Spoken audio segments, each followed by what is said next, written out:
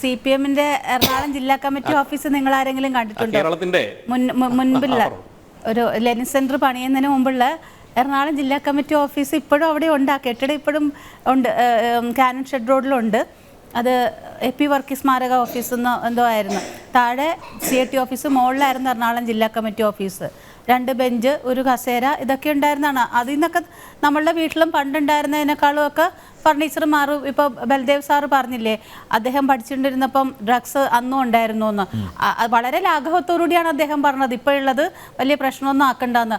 അങ്ങനെയാണെങ്കിൽ ആദ്യകാലം തൊട്ട് കൊലപാതകവും വഞ്ചനയും ബലാത്സംഗവും ഒക്കെ പണ്ടുകൊണ്ട് ഇപ്പം അത് കൂടിയെന്ന് പറഞ്ഞ എല്ലാം വളരെ ലാഘവത്തോടുകൂടിയാണ് അദ്ദേഹം ഡ്രഗ്സിനെ പറ്റി പറഞ്ഞത്.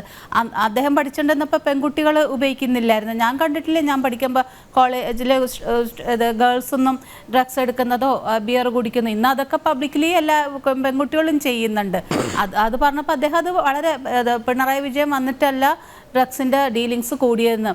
ഈ 10-15 വർഷമായിട്ട് ഇത് കൂടുതൽ തന്നെയാണ്. അത് ഉമ്മൻചാണ്ടി സാറ് ഭരിച്ചപ്പോഴായാലും പിണറായി വിജയൻ ഭരിക്കുമ്പോഴാണെങ്കിലും ഇപ്പോഴത്തെ യങ്സ്റ്റേഴ്സിനെ പറ്റിയാണ് ഞാൻ പറഞ്ഞത്. അതൊന്നും കൺട്രോൾ ചെയ്യാണ്ട് ഇപ്പോഴത്തെ വിദ്യാഭ്യാസ ഉന്നതിനെ പറ്റി പറയാനായിട്ടൊരു ഈ 18 ലക്ഷമോ 20 ലക്ഷമോ ഒക്കെ മുടക്കി ക്രിസ്ത്യൻ കോളേജ് സംഘടിപ്പിച്ച്, അത് ക്രിസ്ത്യൻ കോളേജ് തന്നെ, കോഴിക്കോട് വേറെ എത്രയോ കോളേജ് ഉണ്ട്. ജില്ലാ കമ്മിറ്റി ഓഫീസിൽ നിന്ന് പറഞ്ഞാൽ നടക്കുന്ന കാര്യമില്ല. എന്നുവെച്ചാൽ സ്റ്റുഡൻസിനെയാണ് അവർ വിളിച്ചിരിക്കുന്നത്. ഒരു പാർട്ടി ജില്ലാ കമ്മിറ്റി ഓഫീസിൽ വെച്ച് നടത്തേണ്ട കാര്യമല്ല കുട്ടികളായിട്ടുള്ള ഇൻട്രാക്ഷൻ.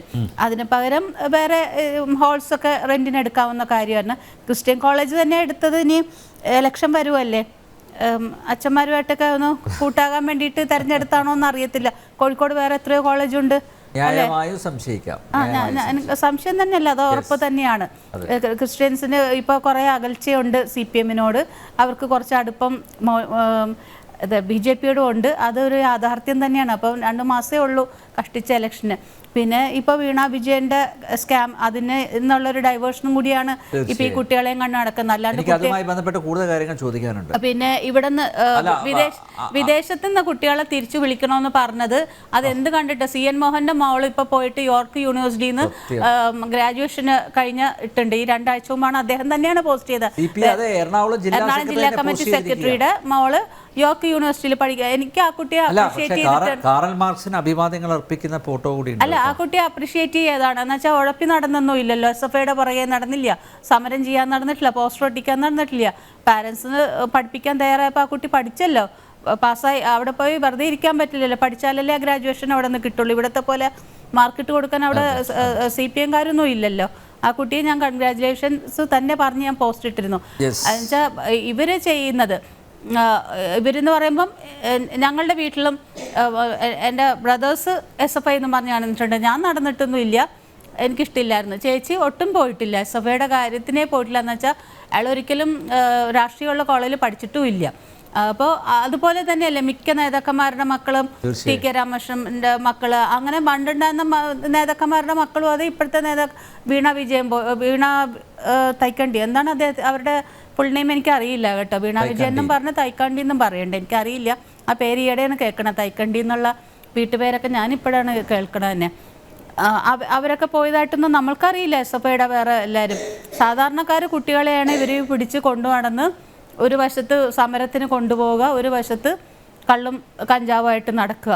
എന്നിട്ട് അവരുടെ മക്കളെ എല്ലാം പുറത്ത് വിട്ട് പഠിപ്പിക്കുക, അവരെ സേഫ് സോണിൽ എത്തിക്കുവാണ് നേതാക്കന്മാര്. അവരുടെ കയ്യിൽ നിന്ന് കാശെടുത്തല്ല പഠിപ്പിക്കുന്നത്. അത് വേറൊരു വശം. സ്പോൺസർ ചെയ്യാൻ ആൾക്കാരുണ്ടാവും, ബൂർഷകളുണ്ട്. പിന്നെ പാർട്ടി തന്നെ ബൂർഷ ആയില്ലേ. അതാ ഞാൻ നേരത്തെ പറഞ്ഞത്, ഹൈടെക് ആയി എന്ന് പറഞ്ഞപ്പം ഞാൻ അതിന് ഡൈവേർട്ട് ചെയ്ത് പോയി കേട്ടോ, സോറി.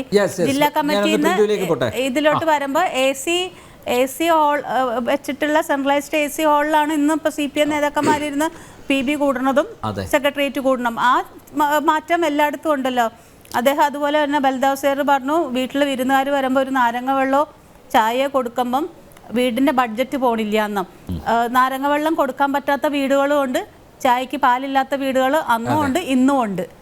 അതൊക്കെ ബാലൻസ് തെറ്റണ കാര്യം തന്നെ. പിന്നെ അദ്ദേഹം അത് പറഞ്ഞത് മറ്റേ നവകേരള സദസ്സിൻ്റെ ബ്രേക്ക്ഫാസ്റ്റിനെ പറ്റിയാണ്. നമ്മളാലും വിരുന്നുകാർ വരുമ്പം കശുവണ്ടി കറിയൊന്നും വെച്ചൊന്നും കൊടുത്തിട്ടൊന്നുമില്ല അല്ലേ.